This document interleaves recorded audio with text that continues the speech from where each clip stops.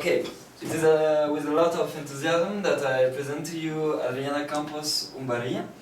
Adriana specialized herself in indigenous contemporary writing while doing a master's degree at Universidad Javeriana. She is now working on a PhD at the University of Los Andes. Her PhD deals with writing in the Wayuu culture, and she's going to give us a speech about how the heteronym is truer than the writer himself. Go ahead. Thank you. Thank you for this presentation. Good morning. Today I want to talk about a subject that is close to me, and I will explain you why. I titled my presentation, "The heteronym is truer than the writer himself." Why can we say that the author, that the heteronym that is a fictitious author can be truer than the writer himself? Let me answer this question with a personal story.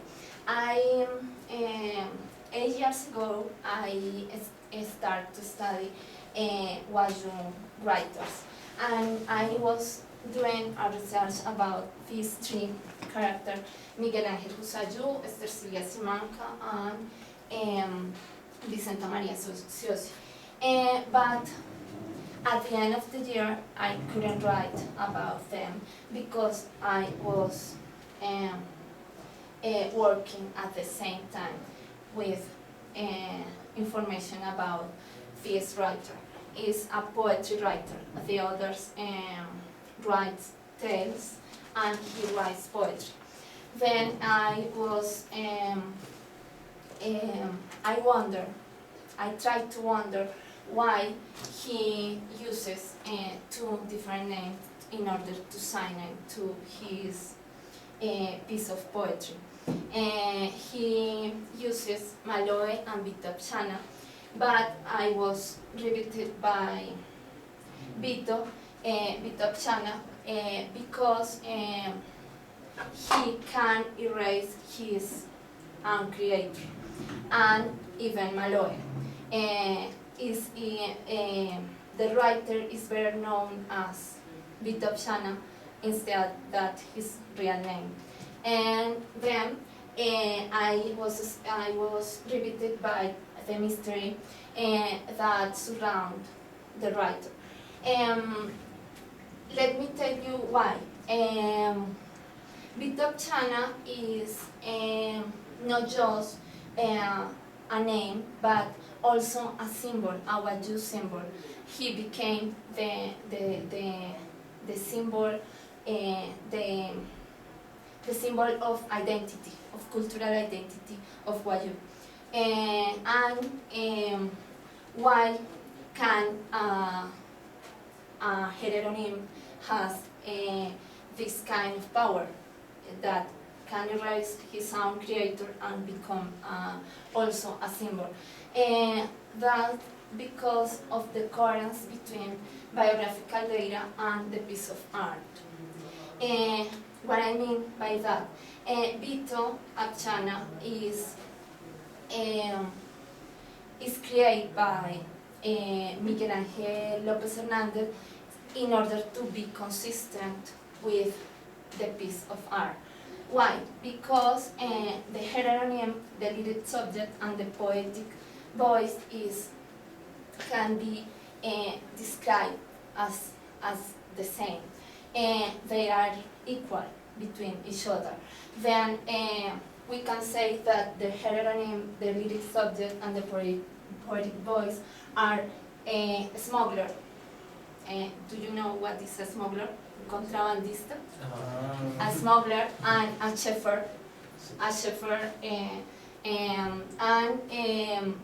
He lives in Alta Guajira.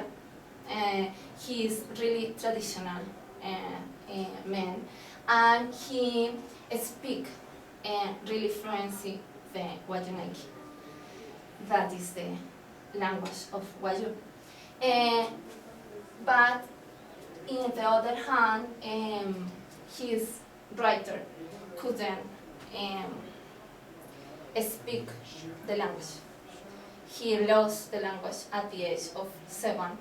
He is an urban writer. He lived in Riohacha, and Vito lived in a rancheria that is a smaller town, settlement in the desert of Guajira. They are really different between each other. And this smuggler became the symbol because he can represent the traditional issues of Wayuu.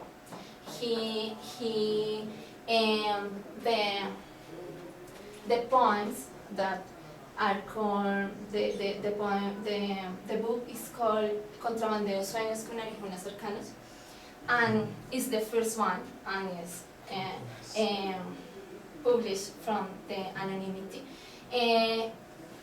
Contrabandeo expressed in the poems and the others books express the same. The poems talk about daily life in Alta Guajira, in a rancheria. And he expressed also concepts, Wayuu concepts about life, about what are they what they are.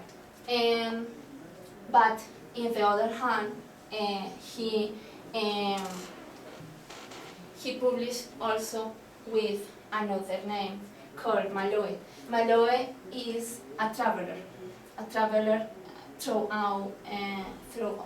throughout Americas, and he called for the union of the indigenous groups around, throughout the Americas, and he differs from Miguel Ángel López Hernández, but it is biographical because Miguel Ángel do this travel throughout the Americas. Then this one is not thought as biographical writing, but it is. And Contrabandeo and the other book that is en las hondonadas maternas de la piel is also considered biographical. Why this is important for my research? Because when we study a heteronym, I didn't say what is a heteronym instead, but you can realize that is a character that has an entire life that is current, is consistent with the piece of art. And but when the creator made this kind of character, needs a lot of strategies to introduce to the world, to the real world. Then, as a research, we have to play the game of detective. I don't know how to say that. Then we have to find the biographical data of all the names. We have to establish what are the relationship between the fictitious author, and also we have to try to understand why he uses this kind of names. Then I have I could find that Vito was uses for being a resistance symbol, and also for being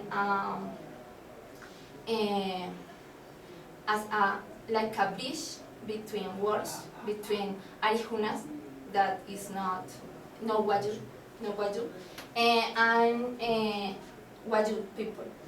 And this bridge is a resistant way to be Wayuu. And this resistant way is historical because Wayuu has a large history to resistance, but by his resistance with being a smuggler and also with guns and with other things that he gets from other people that cross the La Guajira, the desert, in order to exchange things with them. There are really smugglers, really famous smuggler, and Vito became a famous smuggler and a poetry famous smuggler. Then that's why at the beginning of the presentation I say that is a subject really close to me, because at the end of the year, 8 years ago, I finally write about Vito, and I propose that he was a heteronym. And now I try to write an article about the relationship between smuggler and the symbol, and why you get the symbol and write them and learn by memory the poems.